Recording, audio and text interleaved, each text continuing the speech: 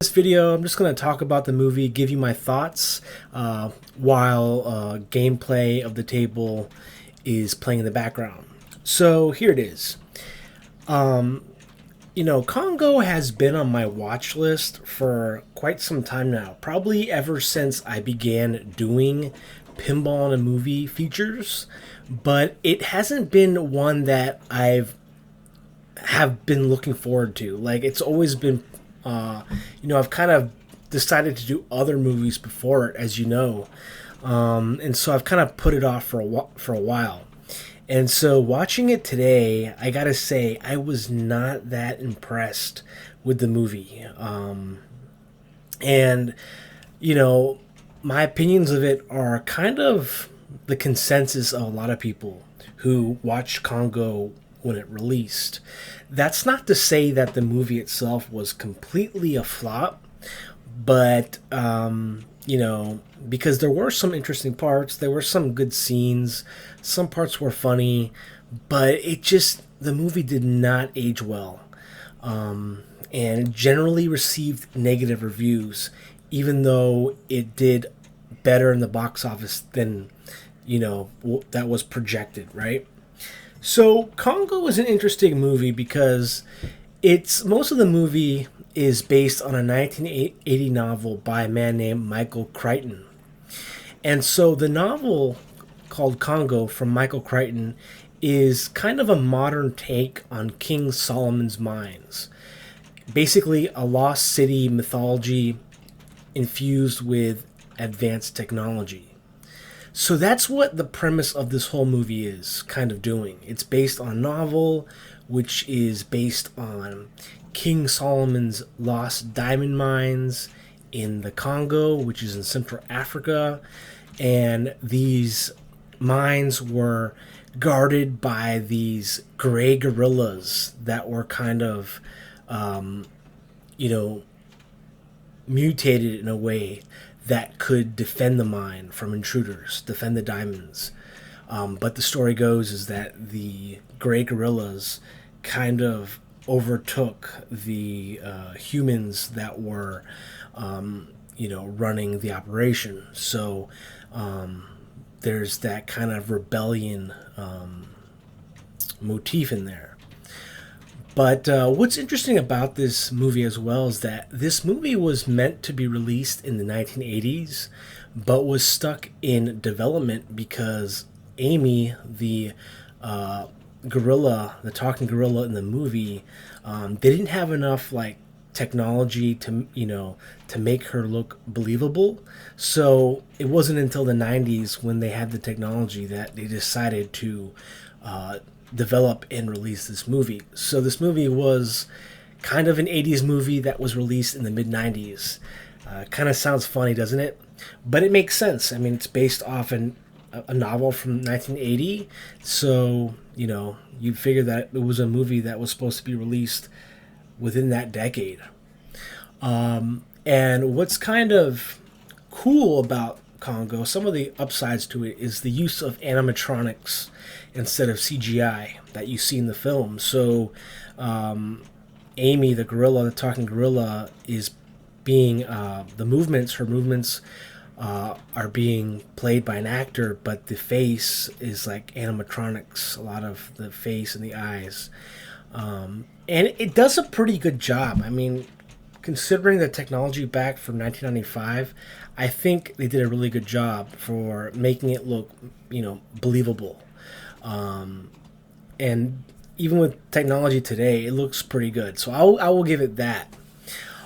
It was directed by Frank Marshall, who I'm not too familiar with as a director, but he's directed a lot of movies that I've heard of and seen. Going back to, he's directed movies like the Indiana Jones, Last Crusade, Back to the Future, Roger Rabbit, Hook.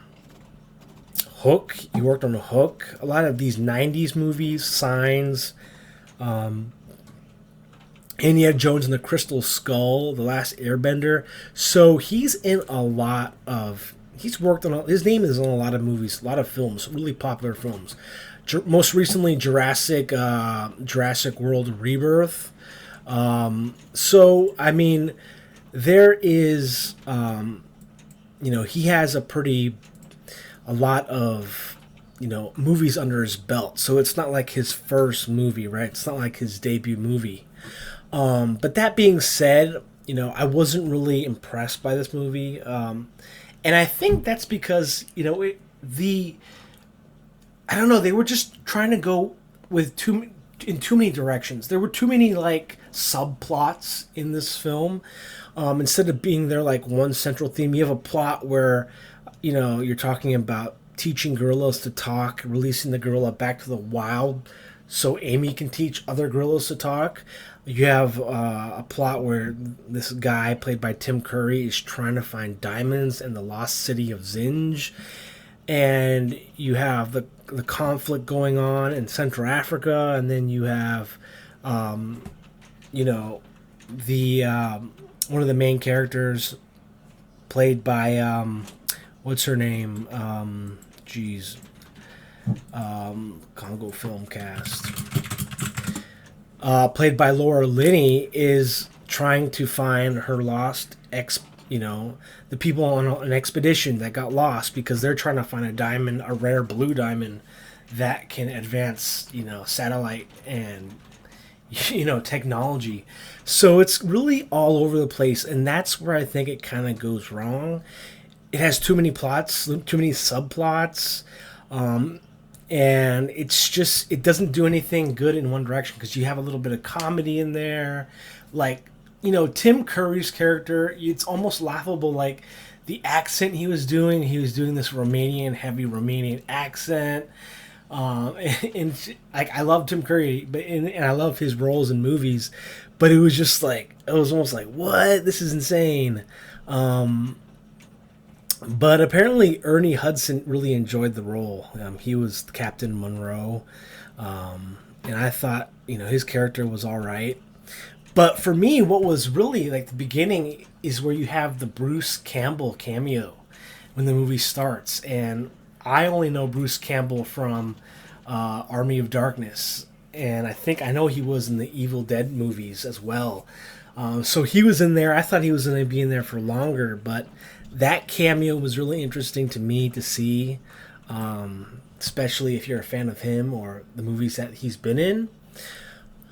But really, this movie Congo felt like it was trying to be something like Jurassic Park. Jurassic Park released in 1993, and it just felt like a Jurassic Park kind of ripoff. And where you're going on this expedition, just the way the movie unfolded. And I want to say there was this fervor in the 90s where a lot of films were kind of going in this jungle mythology direction, with Jurassic Park, Jumanji, and it was kind of like a thing, like a revival of the Indiana Jones movies. And I think this one was trying to do that, but it didn't quite hit the mark. So you're definitely going to hear a lot of critics say that it almost felt like a Jurassic Park ripoff or spinoff. And what's also funny about this movie is that Paramount Pictures really marketed this movie highly, with toys, video games. There was even a Taco Bell tie-in. You'll even see references to Taco Bell in the beginning of the film. But remember when we've talked about in other Pinball in a Movie features, this is something that, movie studios had to do to get movies out there, to get you to go watch the film. They had to really advertise the movie with, fast food chains, toys, other merchandise. Nowadays, you don't really do that. You don't really see that as much, which I kind of miss, right? Because, the tie-ins were so cool. Now it's like you just hear about it from word of mouth or you see an ad. And so you don't really see that anymore. But that back in, the 90s, that's how movies kind of, that's how you got the hype for them. Like I was saying, there was a video game called Congo the Movie, The Lost City of Zinj, that released for Sega Saturn in 1996. They were going to make a SNES one, but they canceled it, probably because the film didn't do well overall. There was a PC game called Congo the Movie Descent into Zinj for the PC and Macintosh that was released.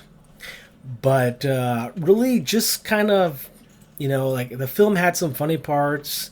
It had some bad parts. Like, I guess the only good part for me that I liked was the pretty much towards the end, when they're fighting the gray gorillas. I think the gray gorillas look cool. But there was just not enough action. I would have liked to see a little more action. So I'm glad I saw the movie, and I'm glad I'm doing the Pinball movie, but it's not something that I can talk too highly about.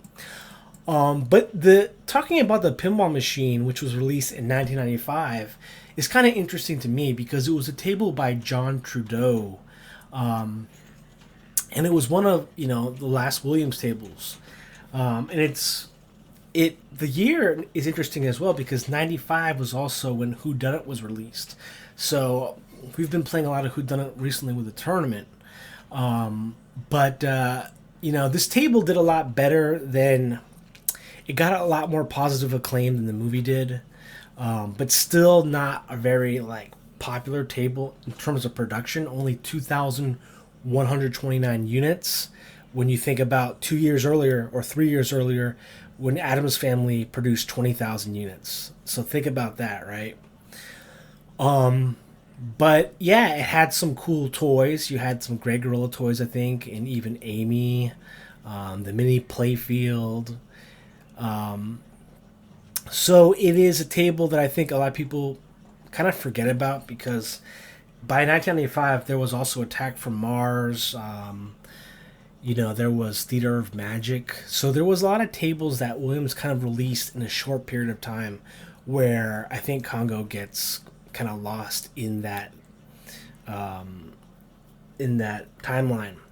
But if you've seen it, I think it's kind of, the movie itself has become like a cult favorite almost. So bad that it's good, and I think Tim Curry's character really does that. The scene where he introduced to him, even his name, he's like Homuncular or something like that, Harold Homuncular.